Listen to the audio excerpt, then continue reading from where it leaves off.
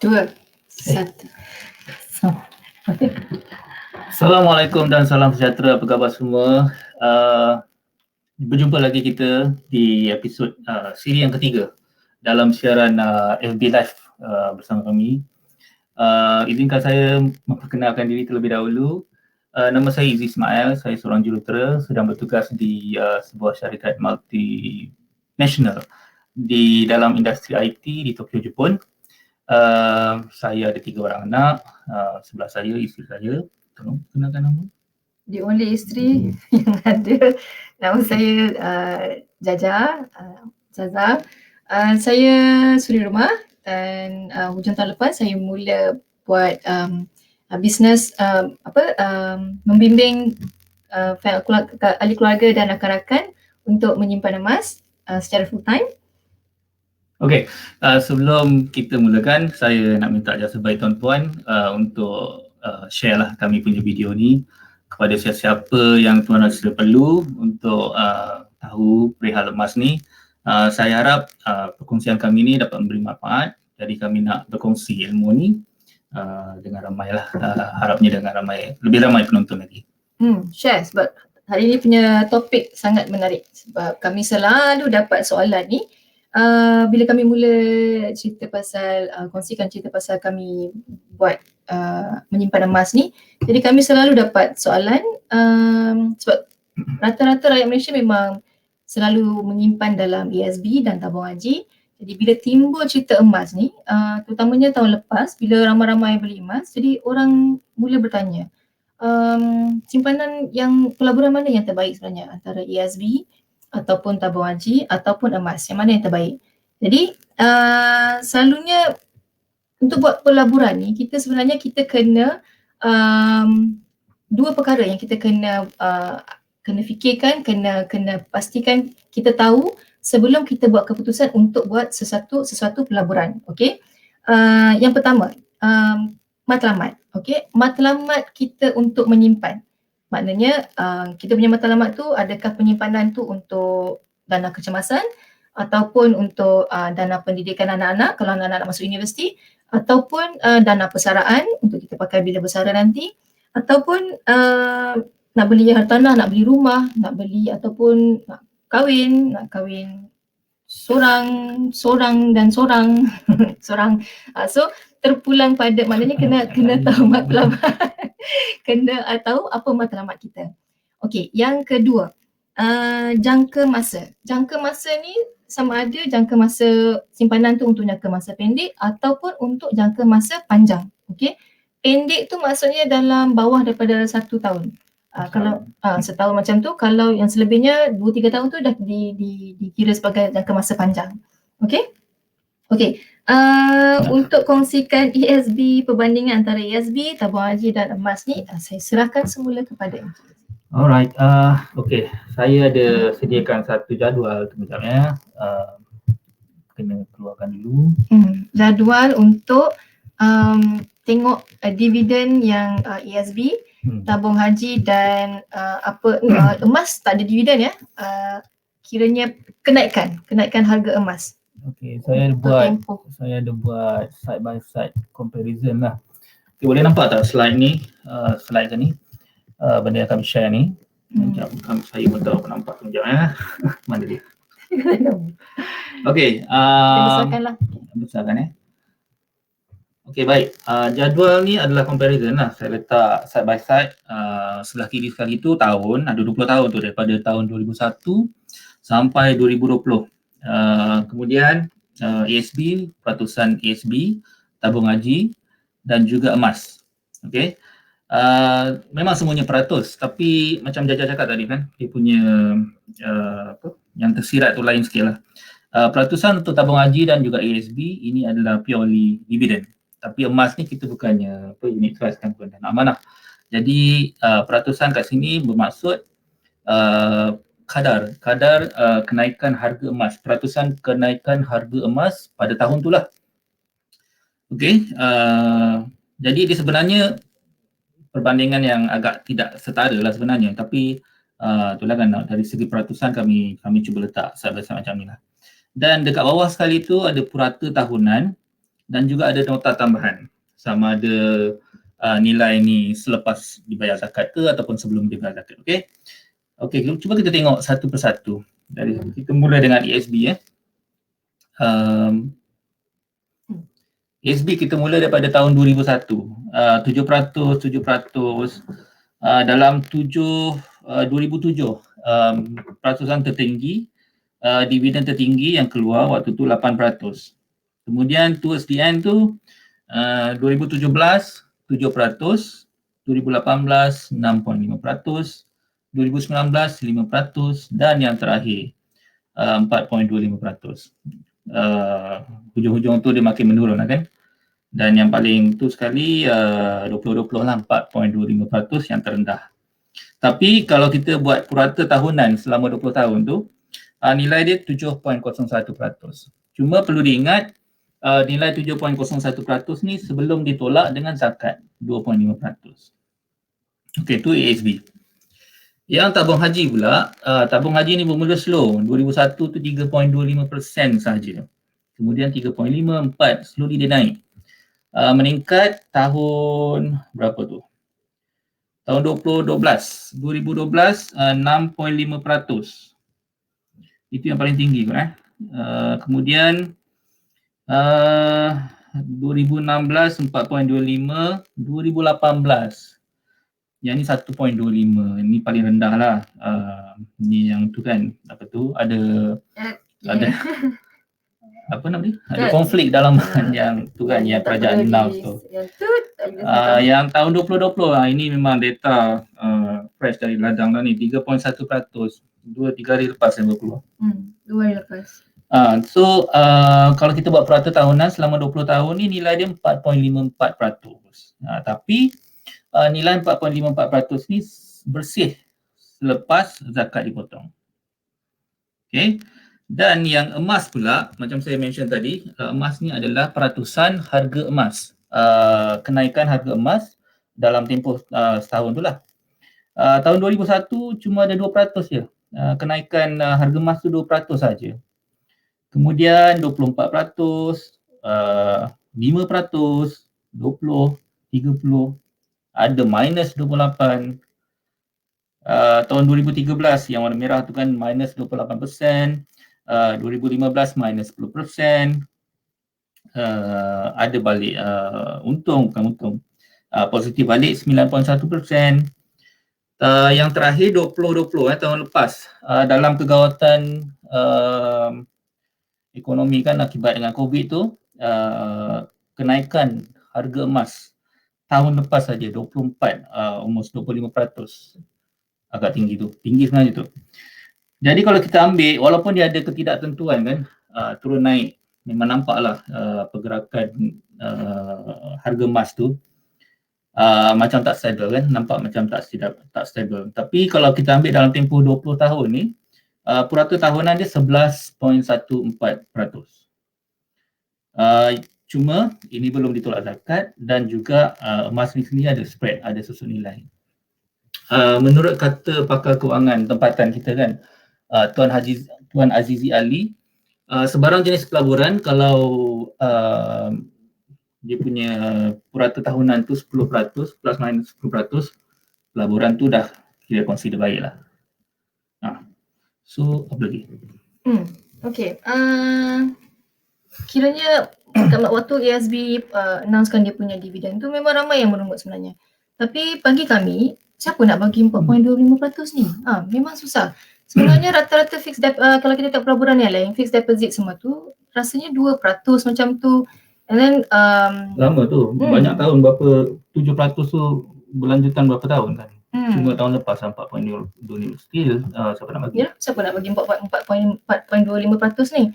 Jadi kiranya pelaburan ni kalau ikutkan, walaupun kami letakkan dalam satu jadual ESB, tabung haji, emas, tapi sebenarnya emas dengan tabung haji dan ESB ni tak boleh dibandingkan dengan emas sebab dia bukannya perbandingan apple to apple. Maknanya dia bukan satu perbandingan yang setara, bukan satu perbandingan yang bagus sebenarnya, bukan perbandingan yang baik sebab emas ni memang dia adalah aset fizikal.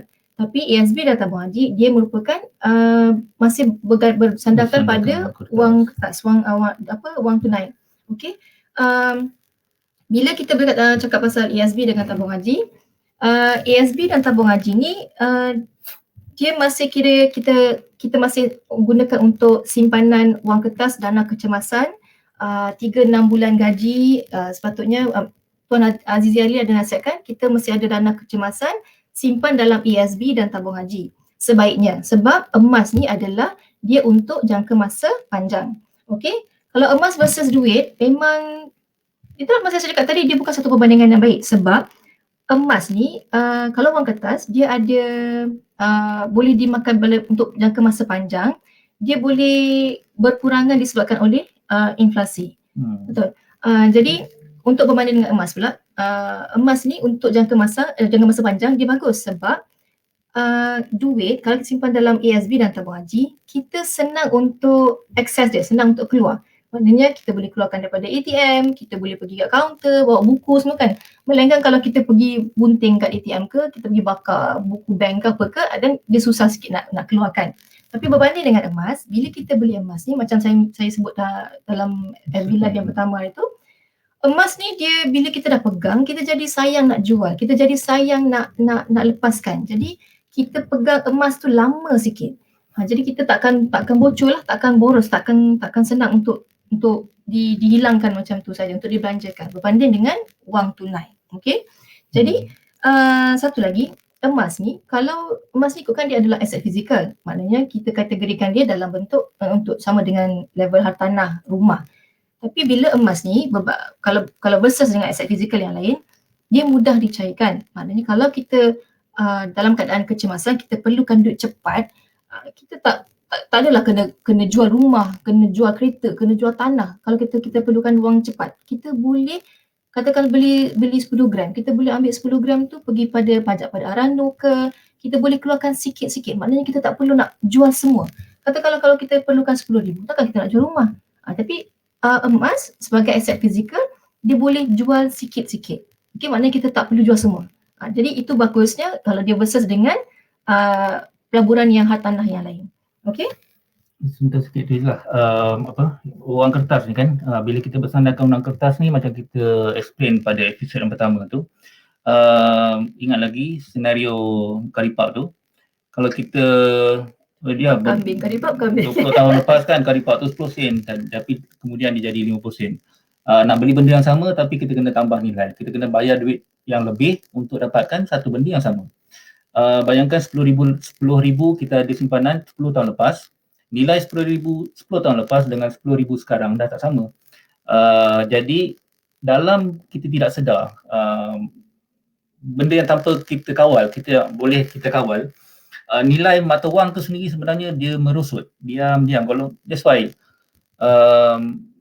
mata wang kertas ni, duit ni kita memang tak sesuai untuk simpan untuk jaga masa panjang. Robert Kiyosaki ada cakap macam mana ayat dia, saver is loser kalau tak silap tu, macam itulah. Maksudnya bukan maksud kita jangan simpan duit dalam bank. Maksudnya kalau kita biarkan simpanan kita dalam bank tu, walaupun angka dia tu sama, 10,000 tu masih sama nilai angkanya, tetapi nilai kuasa beli tu semakin lama makin kurang. Unlike emas ni dia adalah aset fizikal, sama juga macam tanah, macam rumah. Lama kelamaan harga dia makin lama makin meningkat. Dia menyimpan nilai. Bukan emas sajalah, apa saja kan barang keperluan asas kat luar sana makin lama makin mahal. Tanah pun makin mahal, rumah makin mahal. Karipap tu pun makin mahal. Apatah lagi logam yang bernilai macam emas ni, dia memang akan sentiasa meningkat harga. Kalau kata RM1, simpanan RM1, 5,000 yang kita, 10,000 yang kita simpan sekarang, dia punya nilai walaupun 10 tahun akan datang 10,000, tetapi dengan 10,000 tu kita bukan boleh beli benda yang sama kita boleh beli dalam 10,000 yang sekarang. Dia akan berkurangan disebabkan oleh inflasi. Berapa kali saya sebut tadi, inflasi. Tapi berbanding dengan emas, kalau kita simpan emas, katakan kita simpan emas tu bernilai 10,000. Walaupun macam Izzy tunjuk tadi, dalam jadual tu dia ada naik turun dia memang dahsyat. Memang kami kalau setiap tengah malam tu memang huru-hara tengok harga. Dia naik, dia turun, dia U-turn, dia roundabout, dia pusing-pusing tengok kejap-kejap dia nak naik. memang berdebar, memang ada naik turun. Tapi dalam jangka masa yang panjang, macam kami kongsikan semalam, carta tu, memang daripada untuk tempoh 20 tahun dia akan naik, makin naik. Walaupun dia macam jejeng tu, tapi dia masih naik. Jadi emas ni kalau kata kita beli kita beli 10,000 sekarang, dalam tempoh 10 tahun dia bukan lagi bernilai 10,000. Nilai dia akan lebih banyak, lebih tambah berbanding dengan kalau kita simpan wang ringgit. Saya terlupa nak cakap tadi, yang jadual perbandingan tu kan, dekat emas tu memang ada nilai yang ada 2-3 tahun merah tu kan, 20% lebih peratusan yang negatif tu. Saya cuba nak tekankan kat sini, walaupun peratusan kenaikan harga tu turun kan pada tahun 2013, 2015 tu, tetapi selagi gram emas tu berada di tangan kita tidak jual dia, kita tak rugi apa-apa sebenarnya. Kita pegang je lah, pegang sampai bila harga emas naik kembali, kita jual lah. Kemudian kalau kita nak meraih keuntungan, maksudnya apa yang nak saya cakapkan, memanglah pada tahun tu harga emas jatuh, tapi selagi gram emas tu berada di tangan kita tak jual dia, tak ada apa-apa kerugian. Betul.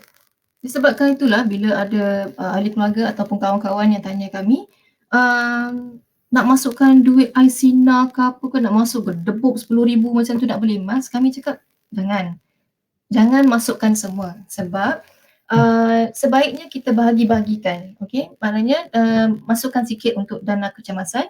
Seperti yang saya sebut tadi, dana kecemasan ni sebaiknya kita letak dalam masih kena letakkan dalam bentuk wang ringgit, dalam ESB dan tabung haji sebagai dana kecemasan, dan emas ini sebagai simpanan pelaburan untuk jangka masa panjang. Maknanya kita letak sikit sana, sikit sini, sikit sana. Okey, maknanya don't put your eggs in one basket.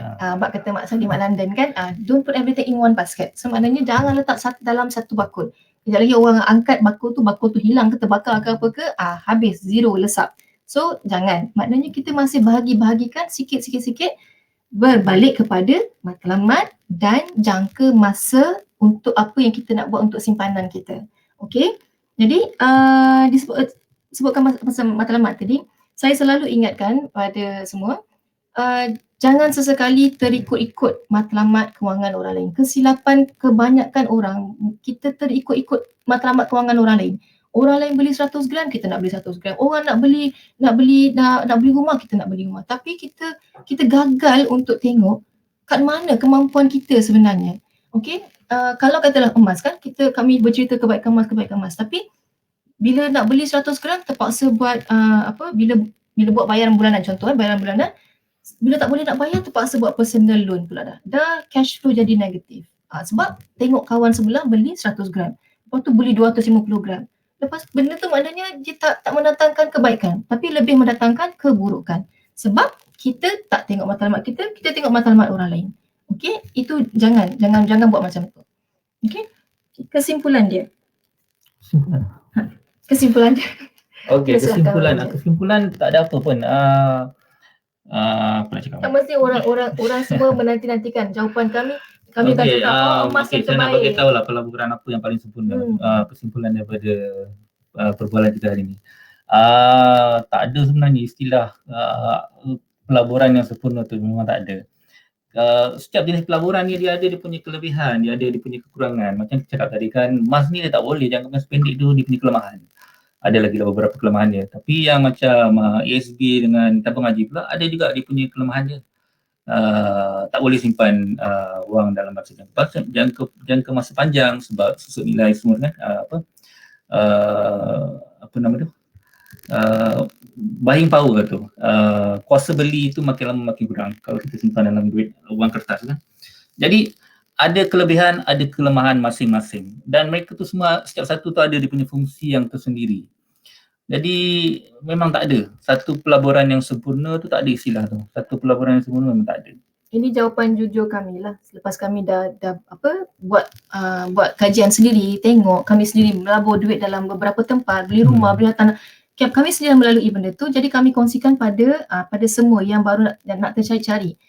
Kalau ada yang bagus, yang kami rasa okey, kami kongsikan. Tapi setakat ini kami rasa tiada pelaburan yang sempurna, masing-masing ada baik buruk. Cuma apa yang saya nak tekankan kat sini, apa saja jenis pelaburan yang kita nak cuba ceburkan diri, perkara paling utama lah, saya rasa paling penting sekali, kita kena melabur pada diri kita sendiri.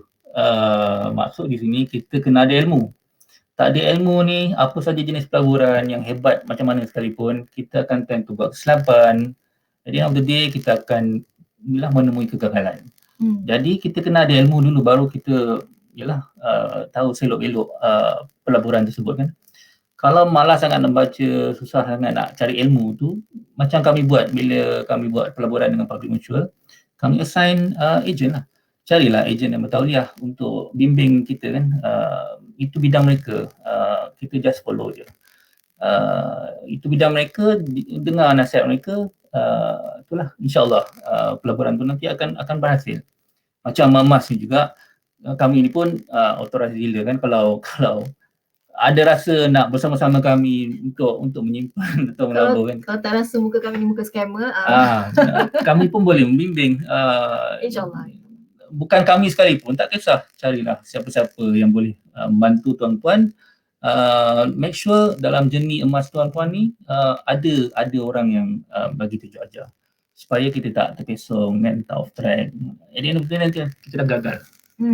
Jadi pelaburan yang terbaik sebenarnya adalah pelaburan pada diri sendiri. Cari ilmu, buat kajian, baca buku.